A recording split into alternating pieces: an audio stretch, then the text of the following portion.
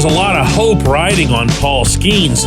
What we don't know is if it's all of the hope. Good morning to you. Good Thursday morning. I'm Dejan Kovacevic of DK Pittsburgh Sports, and this is Daily Shot of Pirates. It comes your way bright and early every weekday. If you're into football and or hockey, I also offer daily shots of Steelers and Penguins, the same place that you found this. MLB Pipeline, in particular, two really well-known and well-respected longtime baseball prospect analysts, Jim Callis and Jonathan Mayo, put out a set of surveys, predictions for the 2024 season, and among those was that Skenes will be the National League Rookie of the Year. Not exactly breaking great ground there. I mean, he was just the number one overall pick in the draft and was being compared at the same age or the same point in their careers to Steven Strasburg. When those types of experts have rewound their clock to search for a comparable to Skenes, they go right past Garrett Cole to Strasburg. Remember that. So everyone thinks the world of Skenes. And one would think that, here's a nice little feather or semi-feather or even just a potential feather for the Pirates. And this guy's going to fire up a daily shot that's going to be about something negative. And you know what? I'm sorry, but I did. Okay. And I'm going to share it with you. But hear it out before you think I'm just piling on or whatever. This pitching staff, the 2024 pitching staff, consists of Mitch Keller. Let's slot him at 1. Marco Gonzalez. Let's slot him at 4. Martin Perez. Let's slot him at 5, just because he's kind of not disrespecting or anything, but let's just do that anyway because he feels like the 5 lefty, like the obligatory lefty that you have in the mix. All right? So what you're left with is a 2 and a 3, as I've been sharing with you for a couple of weeks now. The 2, let's presume, is an outside acquisition. Let's take right now Ben Cherington at his word for it that the Pirates are continuing to look for significant upgrades at a couple of positions, including starting pitching. And let's presume that neither Gonzalez nor Martin fit that bill. And I think that's a pretty safe presumption, especially considering Gonzalez is going to be trying to come back from an injury that not many pitchers make it all the way back from. So who's the 3? Well, the 3, as I see it, is Skenes, but not right away.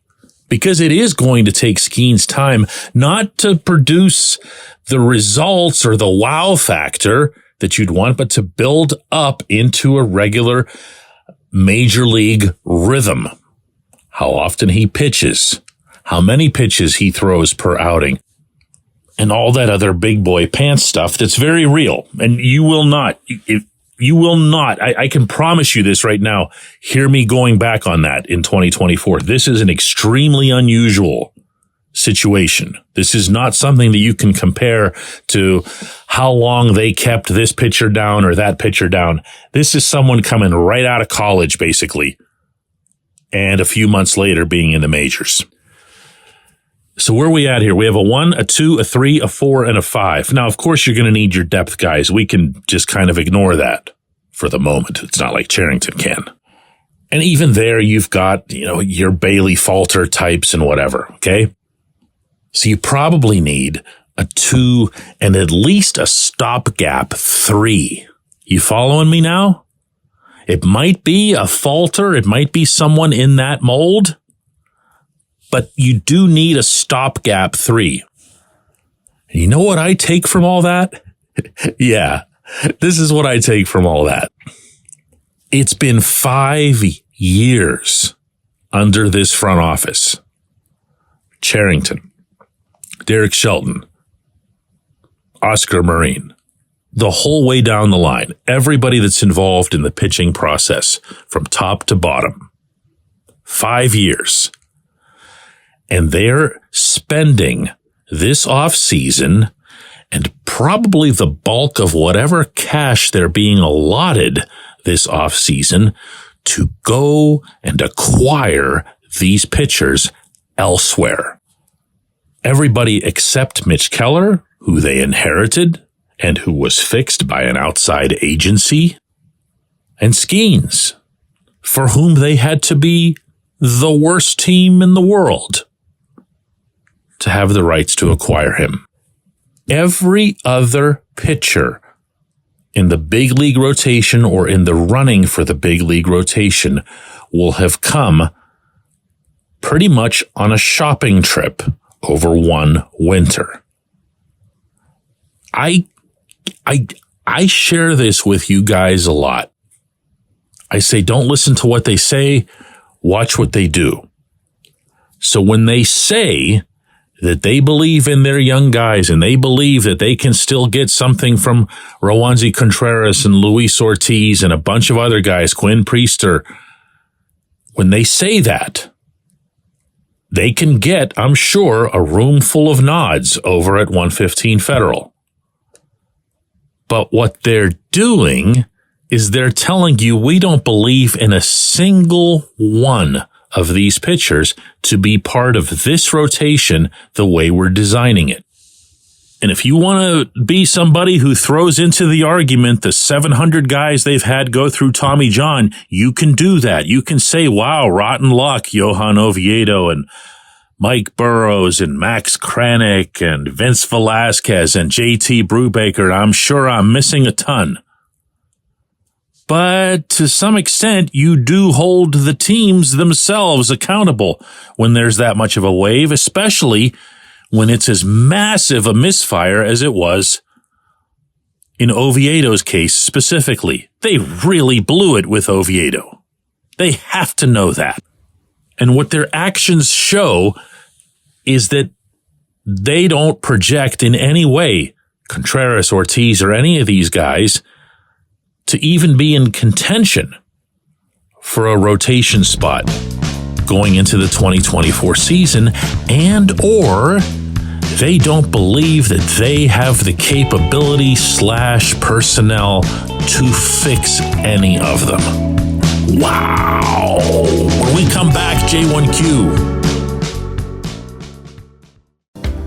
This portion of Daily Shot of Pirates is brought to you by our friends at North Shore Tavern, that's directly across Federal Street from PNC Park. It's home of Steak on a Stone, an eating experience, underscoring the word experience.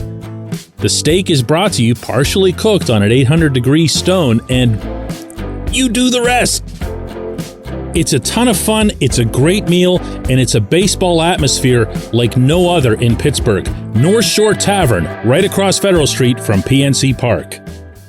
Your front door, your car, your bike, your computer, your gun. Safety is a habit. Every day you lock and secure your home and everything you want to keep safe. Gun safety and responsible storage are no different, and the best way to help prevent accidents, misuse, and theft. If you have a firearm, own it, respect it, and secure it. Visit ProjectChildSafe.org. Brought to you by the National Shooting Sports Foundation and the Bureau of Justice Assistance.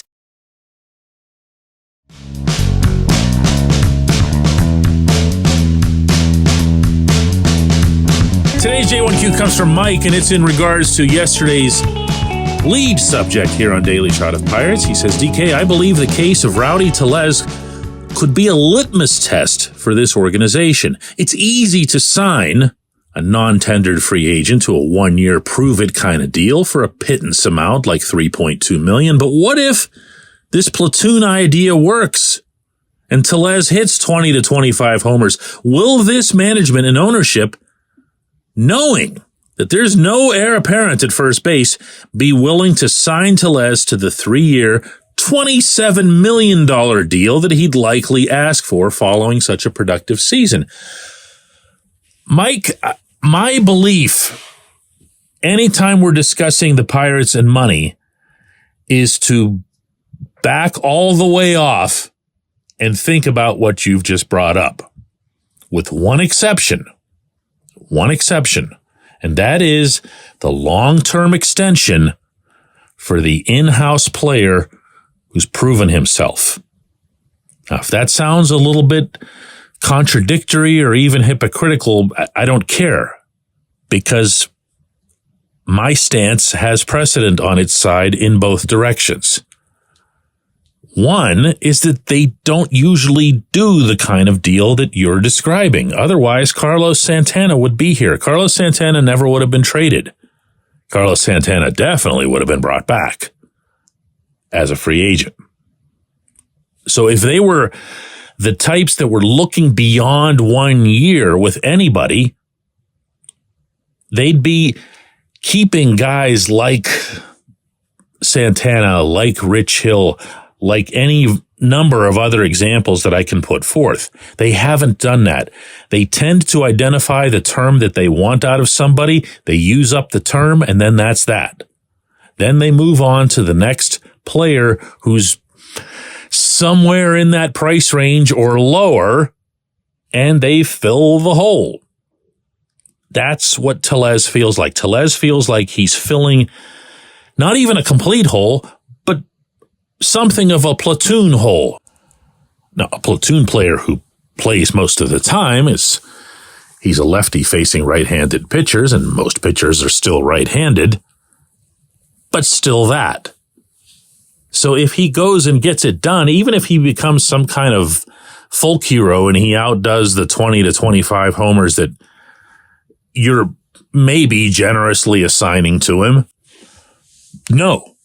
I think that they view these types of players the way almost all teams view, let's say, middle relief, where they're all just fungible. They're just interchangeable parts. You might as well swap them out and get yourself something cheaper. On the other hand, and I make this point a lot, and man, does it tick people off when I do, but then I'll challenge them afterward and say, prove me wrong. They have a young player.